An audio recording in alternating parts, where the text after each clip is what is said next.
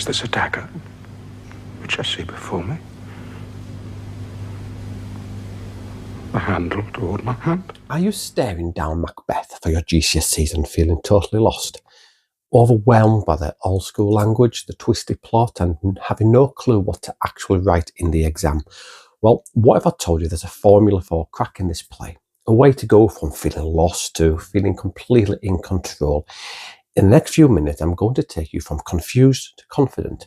We're going to break down the entire plot, spotlight the themes and language tricks you actually need to know, and I'll show you exactly how to use them to bag those top marks. This is your ultimate guide to acing Macbeth. We've got a lot to get through, so let's jump right in. First up, let's get the story straight. The easiest way to think of Macbeth is as the ultimate tragedy of good guy gone bad. So the play kicks off with three witches dropping a prophecy. When the hurly-burly is done, when the battle's lost and won.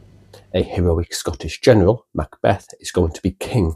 Spurred on by his and his seriously ambitious wife, Lady Macbeth, he murders the good King Duncan and grabs the throne for himself. I have done the deed. Didst thou not hear the voice? I heard the owl scream and the crickets cry. Did not you speak? When? Now! As I descended? Aye. Hark! But the crown doesn't bring peace, it brings paranoia. Eaten up by guilt and fear, Macbeth turns into a full-blown tyrant.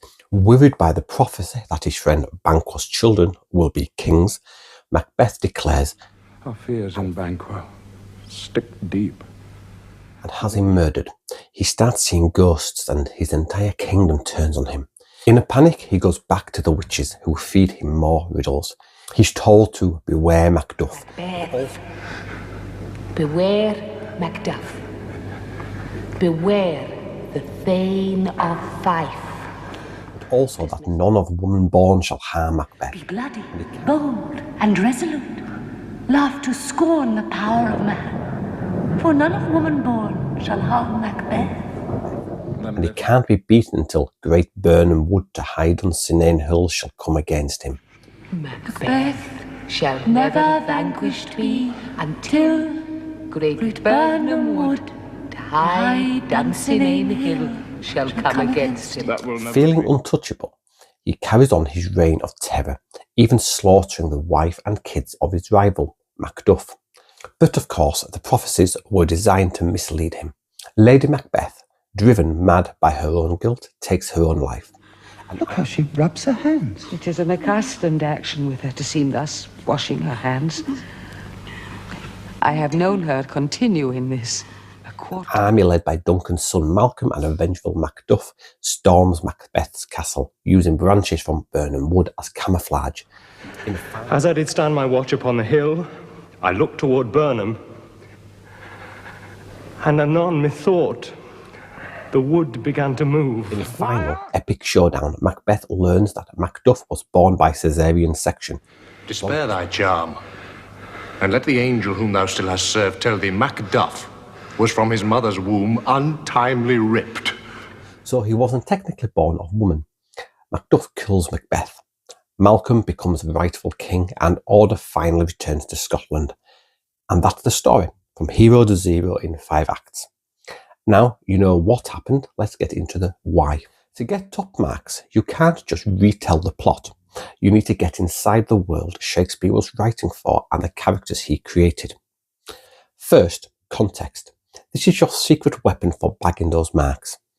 The play was written around 1606 for the brand new king, King James I. This is a huge deal for 2 reasons. Number 1, King James was obsessed with witchcraft. He'd even written a book on it called A Demonology. By kicking the play off with witches, Shakespeare was plugging directly into the fears and interests of the most important person in his audience. The supernatural wasn't just a spooky story. People saw it as a real threat, a kind of treason against God. And number 2, King James was a massive believer in the divine right of kings. This was the idea that the king was God's chosen person on earth. Killing the king, an act called regicide, wasn't just murder, it was a cosmic sin against God himself. It was an act that would totally shatter the natural order of the universe, what they called the Great Chain of Being. When Macbeth kills Duncan, he isn't just committing a crime, he's throwing his entire country into chaos, which is why we see all the storms and strange events right after. Next, let's talk characters. You need to know what they are there for. Macbeth. He's our tragic hero. At the start, he's brave Macbeth, a loyal, respected soldier. His fatal flaw is his vaulting ambition. For brave Macbeth, well, he deserves that name, disdaining fortune with his brandished steel, which smoked with bloody execution like valor's minion. After the murder, his paranoia takes over as he exclaims, Full of scorpions is my mind, dear wife. This powerful metaphor reveals the poisonous, stinging thoughts of fear and suspicion that are torturing him from the inside. His story is a journey of psychological collapse. Lady Macbeth. She is honestly one of Shakespeare's most intense female characters. At first, she seems way more ruthless. She calls on evil spirits to unsex me here and fill me from the crown to the toe, top full of direst cruelty. She manipulates Macbeth by questioning his courage, telling him, when you durst do it, then you were a man. She equates his willingness to commit murder with his masculinity, a cruel piece of emotional blackmail that pushes him over the edge. But all that bravado falls apart under the weight of her guilt, suggesting she isn't the monster she's tried so hard to be. Banquo. Think of Banquo as Macbeth's foil. He shows us the path Macbeth didn't take. Banquo hears the prophecies too, but remains sceptical, asking the witches if they can look into the seeds of time and say which grain will grow and which will not. He's curious. If you can look into the seeds of time and say which grain will grow and which will not, speak then to me, who neither beg nor fear your favours nor your hate. He's curious, but unlike Macbeth, he doesn't rush to action. He resists evil, stays loyal, and represents the moral path. When his ghost shows up at the banquet, it's literally Macbeth's guilt sitting at the table. Then Macduff.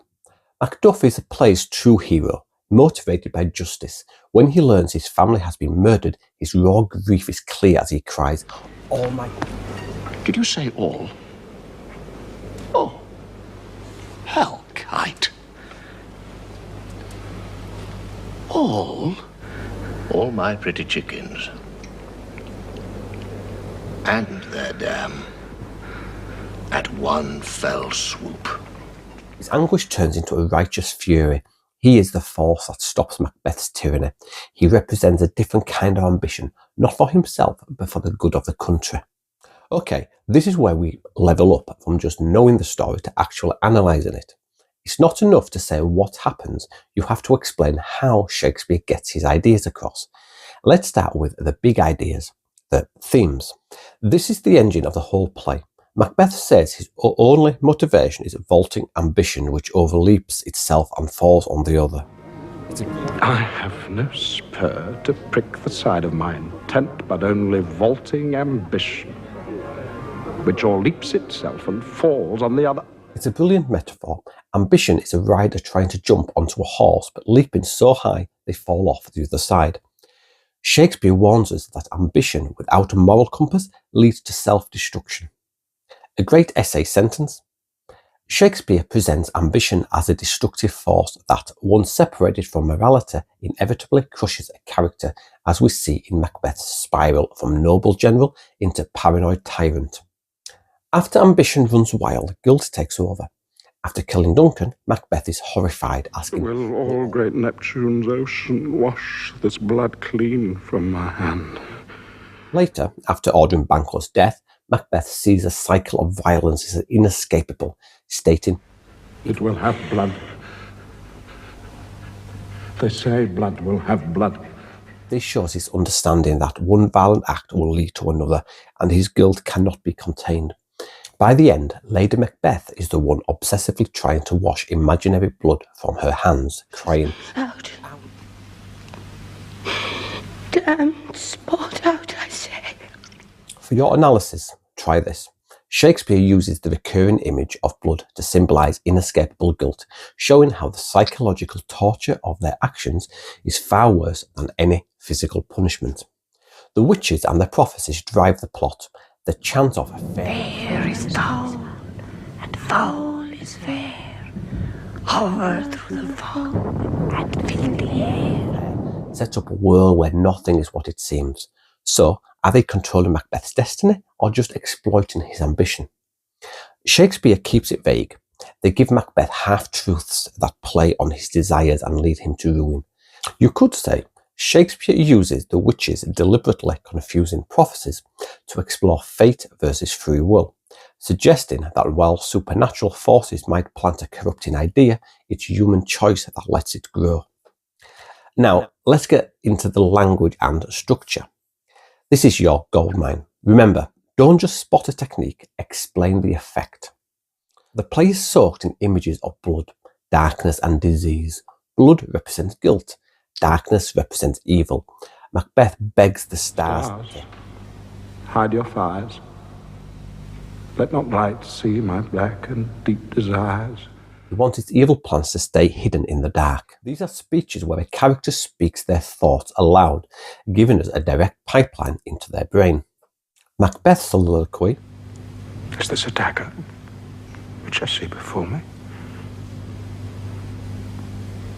The handle toward my hand. Shows his mind is cracking before he's even done the deed. His final bleak soliloquy. Out, out, brief candle. Life is but a walking shadow. This shows he's hit rock bottom, believing his life was meaningless. Most nobles speak in iambic pentameter, a rhythm close to a natural heartbeat. De-dum, de-dum, de-dum. The witches, however, speak in a trochaic tetrameter, a creepy chanting rhythm. Dum-de, dum-de, dum-de. Think. The trouble in the cauldron boil and golden bubble. Instantly makes them sound unnatural. When a noble character's iambic pentameter breaks down, it's often a sign that their mind or the social order is breaking down too. So how do you actually use this in an essay? Remember Peel. Point, evidence, explain, link. Start with a sharp topic sentence. What's the main argument? Then back it up with a short, relevant quote. And then, this is the most important bit, analyse the language, structure and context. Zoom in on key words. What's the effect? And then you can tie your point back to the essay question and Shakespeare's overall message. So let's walk through an example for a question about how Shakespeare presents Lady Macbeth. In Act 1, Scene 5, Shakespeare introduces Lady Macbeth as a character who actively rejects her own femininity because she sees it as a weakness that stands in the way of her ambition. As soon as she hears the prophecy, she calls out her dark spirits to, "Come, you spirits that tend on mortal thoughts, unsex me here." That command, "come," shows her power and desperation. She's actively summoning evil, and that shocking verb, unsex, reveals her belief that her gender is the same thing as compassion, something she needs to get rid of. She wants to be filled with direst cruelty, not the milk of human kindness, an image tied to motherhood, which she wants to pour away. A Jacobean audience would have been horrified. This was a complete rejection of how women were expected to behave. It aligns her with the witches, making her seem like a fourth witch who is happy to smash the natural order. Through this, Shakespeare immediately established Lady Macbeth as a dangerous figure whose ambition is so strong it leads her to reject her own identity, foreshadowing the unnatural and disastrous path she and Macbeth are about to go down. See how that all fits together? You make a clear point, prove it with evidence, analyse it and link it back to the big picture. And there you have it, your complete toolkit for understanding and analysing Macbeth. We've gone from the basic plot through the essential context and characters and into the high-level analysis that is going to push your grade way up. The most important thing to remember is that Shakespeare isn't just telling a story, he's making a powerful argument about ambition, guilt and power. Your job is to figure out how he does it. You have the tools and you know what to look for. You're not confused anymore, you are confident. If this guide helped you out, give this video a like and subscribe for more GCSE English tips. And I've got a question to get the chat going in the comments.